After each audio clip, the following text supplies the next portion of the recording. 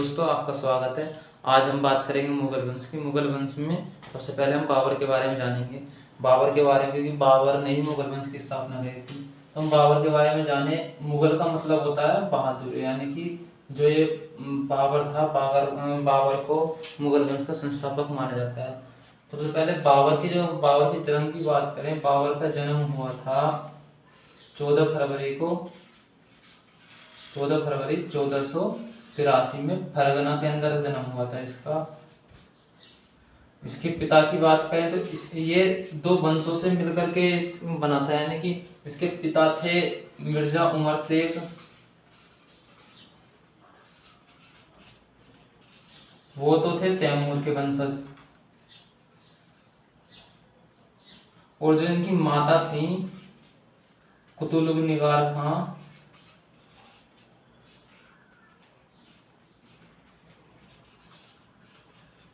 ये थी चंगेज की वंशज, जो कि चंगेज उस टाइम पर मंगोल की साइड में चंगेजों का एक बहुत शक्तिशाली शासक थे चंगेज खां। इनका मंगोल की तरफ राज था, यानी कि मंगोल पे शासन कर रहे थे चंगेज के वंशज। तो ये दोनों वंशज ही शक्तिशाली वंशज थे,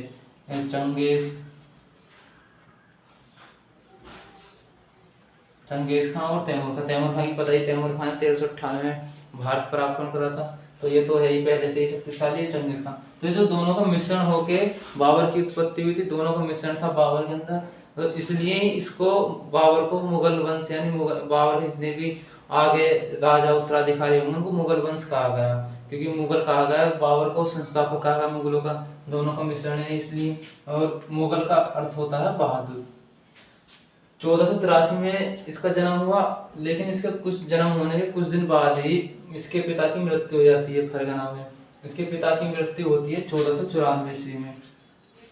1494 ईस्वी में पिता की मृत्यु हो गई।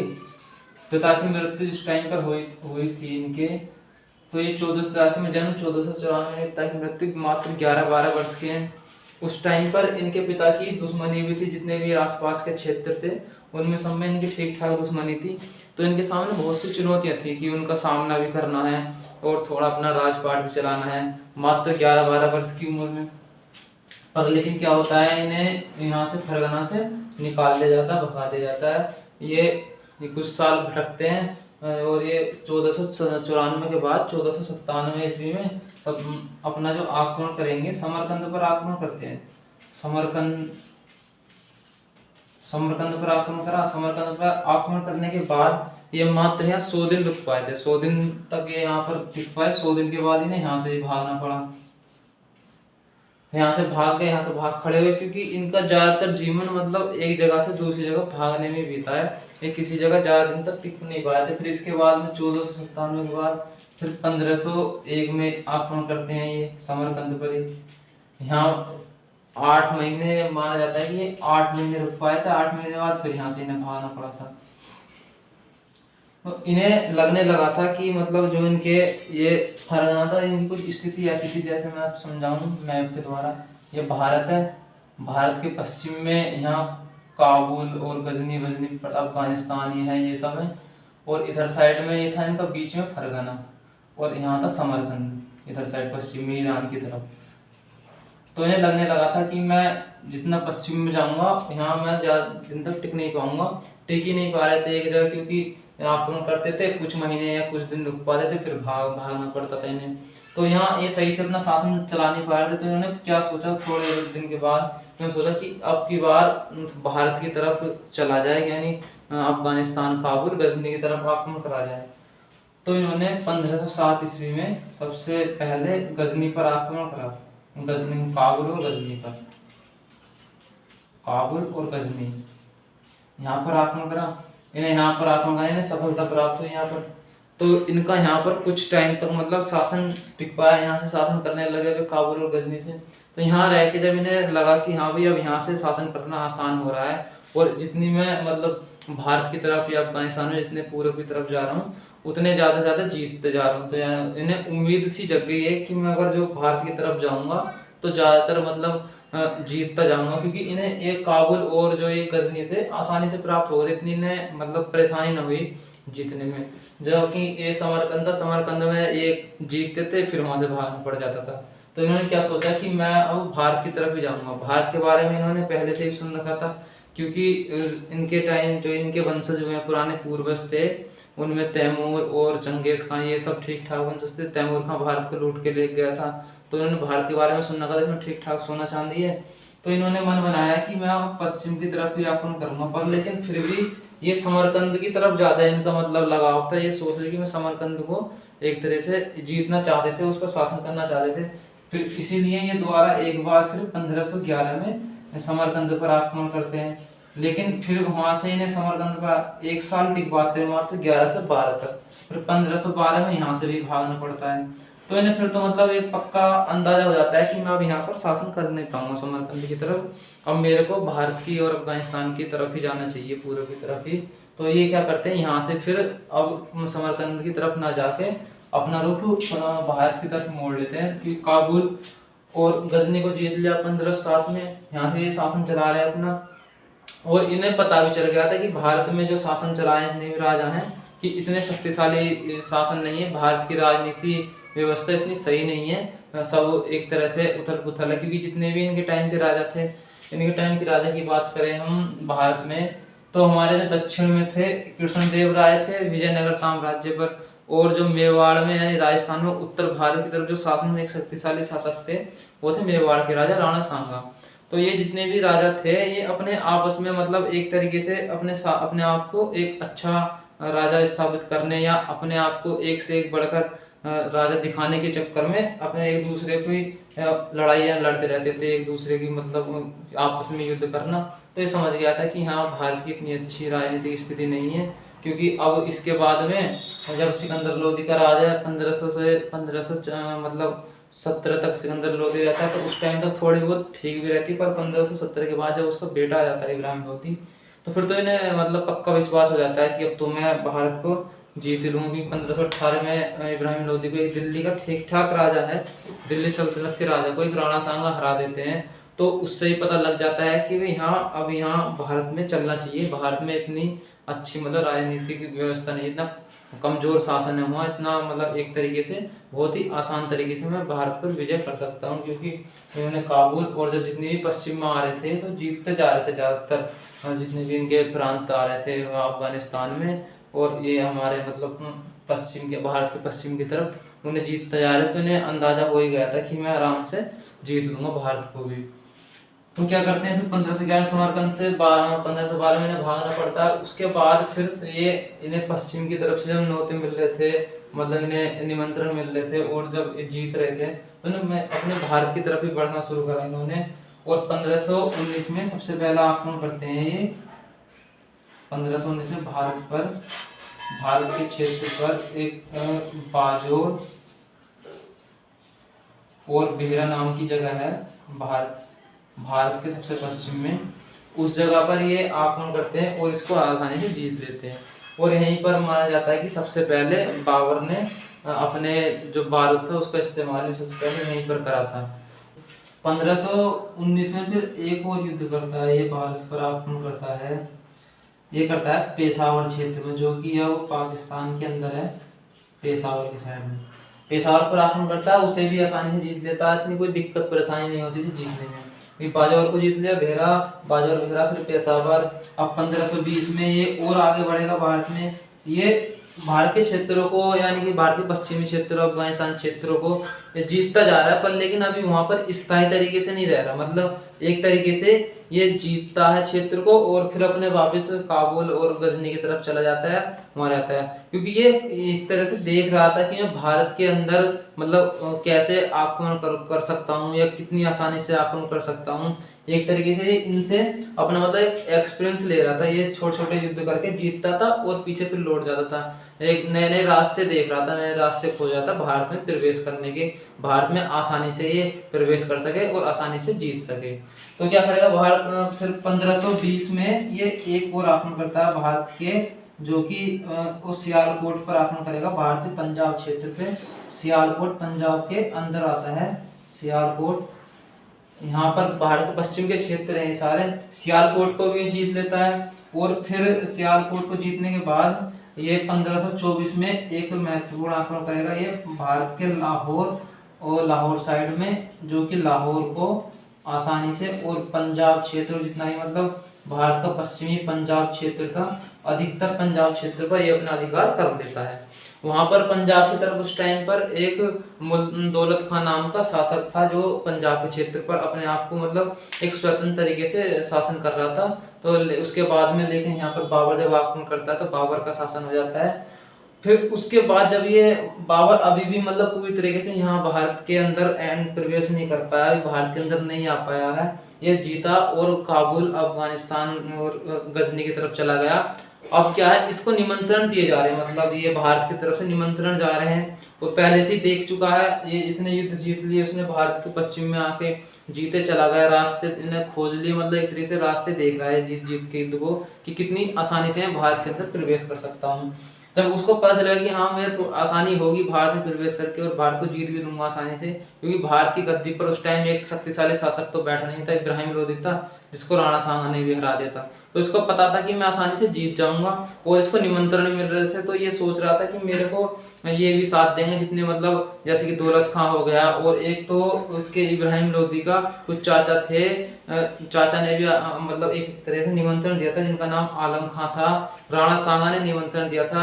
राणा सांगा ने इसको इसलिए निमंत्रण दिया था क्योंकि उनको लग रहा था कि ये भी महमूद गजनवी की तरह भारत पर आक्रमण करेगा, थोड़ी लूटपाट करेगा और फिर वापसी चला जाएगा अपने देश पर। लेकिन ऐसा हुआ नहीं, इसके बिल्कुल उल्टा हुआ। ये भारत में शासन करने लगा, इसकी नीयत बदल गई। जब इन्होंने पानीपत का युद्ध जीत लिया तो इसको लगने लगा कि मैं बाहर से ही शासन करूं। तो इसको हम बाद में आगे पढ़ेंगे, पर लेकिन अब इसके बाहर प्रवेश करने के दौर को जान लेते हैं कि किस तरह प्रवेश करता है। अब जब इसने यहाँ लाहौर पंजाब को पूरे क्षेत्र पर इसका राज हो गया, तो मतलब इसके अंडर में आ गया, और वो मतलब भारत से निमंत्रण मिलने लगा था। दौलत खां, इब्राहिम लोदी के चाचा ने निमंत्रण दिया, राणा सांगा ने निमंत्रण दिया, तो मतलब इसको लगने लगा कि मैं क्यों ना भारत पर आक्रमण करूं, मेरे को आसानी भी होगी, थोड़ा सहयोग मिलेगा राजाओं से, और मैं आसानी से भारत पर शासन कर पाऊंगा अपना, और भारत को जीत लूंगा। और ऐसा ही हुआ। ये 1524 में जब लाहौर पंजाब जीतने के बाद, फिर इसके 2 साल बाद 21 अप्रैल की बात है, 21 अप्रैल 1526 पानीपत का पहला युद्ध होता है। पानीपत का प्रथम युद्ध, जो कि पानीपत है, ये पानीपत का प्रथम युद्ध, ये पानीपत है। पानीपत का क्षेत्र हरियाणा के अंदर आता है। यहीं पर पानीपत का पहला युद्ध हुआ था, जो कि एक इम्पोर्टेंट युद्ध है भारत के लिए भी और इससे आगे के लिए, क्योंकि भारत इसी युद्ध के बाद में एक भारत में नया वंश मुगल वंश आया था, और यहीं से भारत की सारी राजनीतिक दशा बदल गई थी।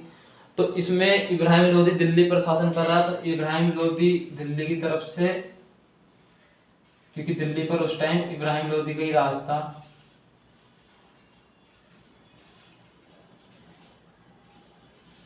इब्राहिम वर्सेस बाबर के बीच में ये युद्ध हुआ, पानीपत का पहला युद्ध। इस युद्ध में कहा जाता है कि इब्राहिम लोदी के पास कुल 1 लाख सैनिक थे और बाबर के पास मात्र 12,000 सैनिक थे। फिर भी ये इस युद्ध को बाबर जीत गया था, क्योंकि एक तो इसमें माना जाता है कि बाबर ने तोपों का इस्तेमाल करा था सबसे पहले। भारत के अंदर तोपों का जो मतलब राजा थे उस टाइम पर, उन्हें इतना ज्ञान नहीं था बारूद का कैसे इस्तेमाल करा जाएगा, बल्कि इसने बेहरा दुर्ग पे भी सबसे पहला इस्तेमाल ने बेहरा दुर्ग पे करा था। ऐसा इन्हें खुद अपने बाबरनामा में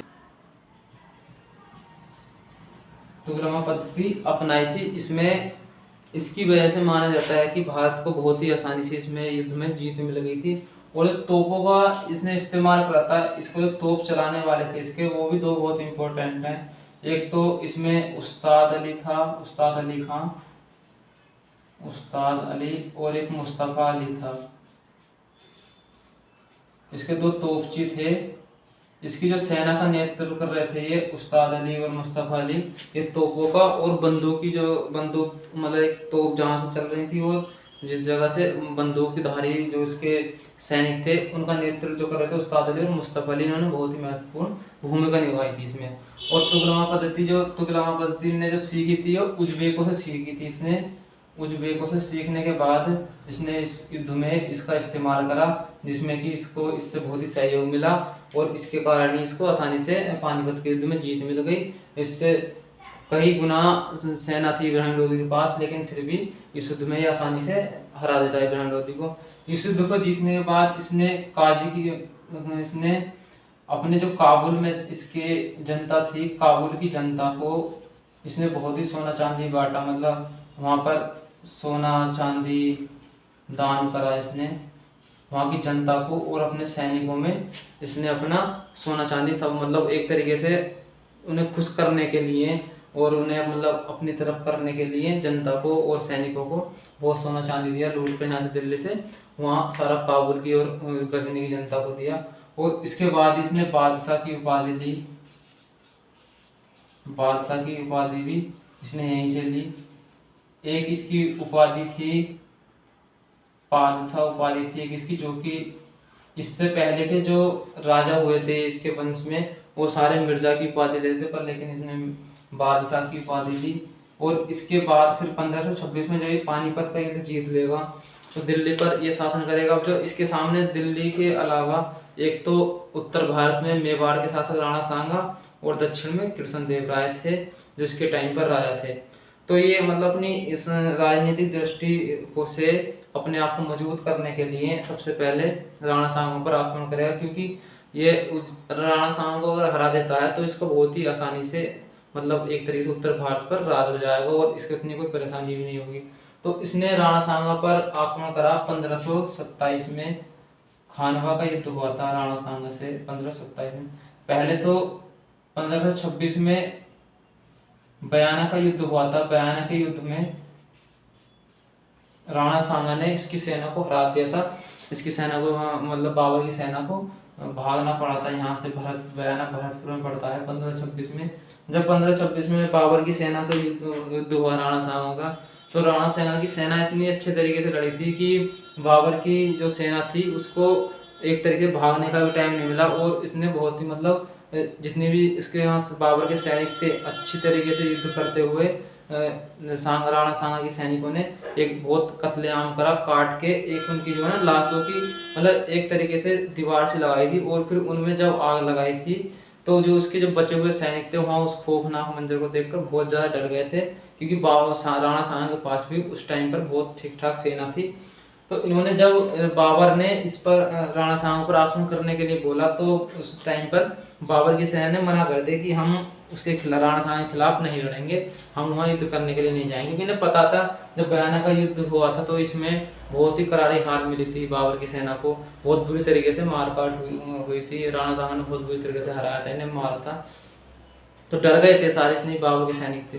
तो उस टाइम पर बाबर ने एक इसको धर्म युद्ध में बदल दिया था, एक राजनीतिक युद्ध की जगह धर्म युद्ध में बदल दिया था, क्योंकि उसने यहाँ पर जिहाद का नारा दिया था।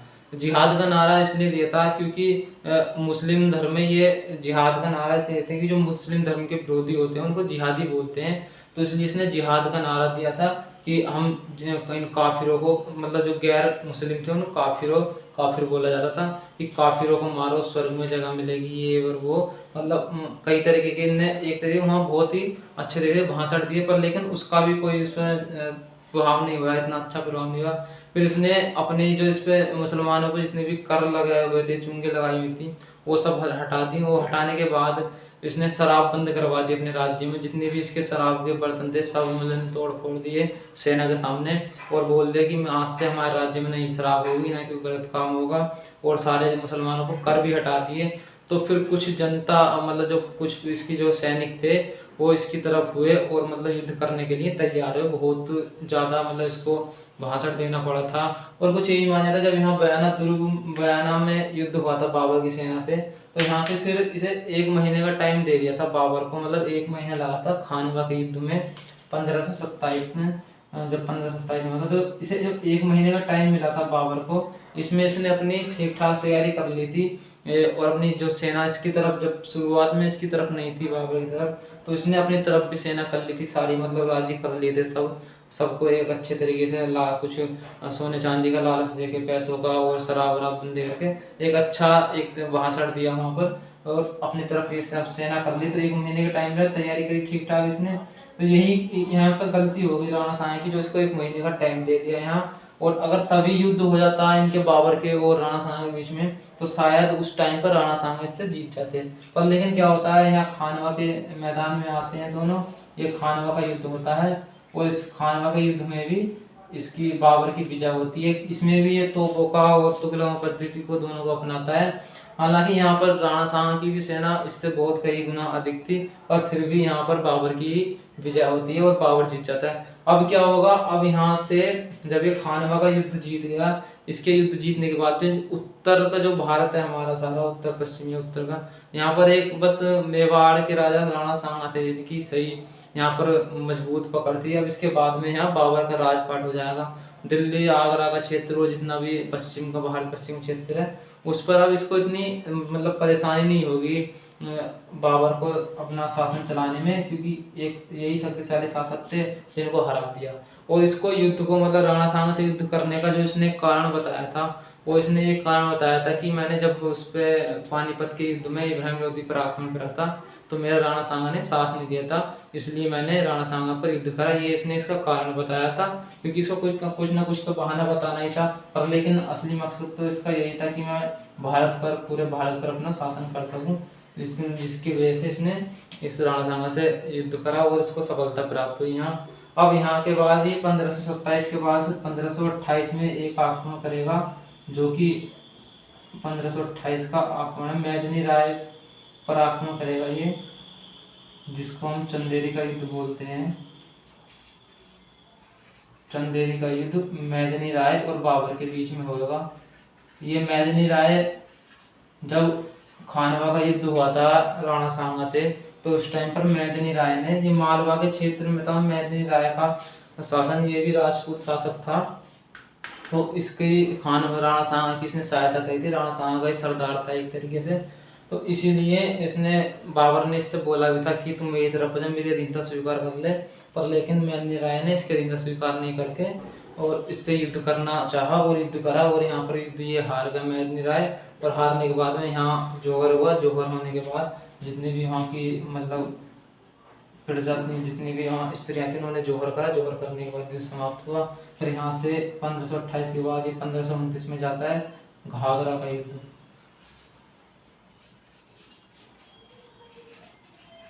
घाघरा का युद्ध कुछ नहीं बोलते, क्योंकि ये बिहार साइड में हुआ था। तो वहाँ घग्गर नदी के किनारे पर ये युद्ध हुआ था।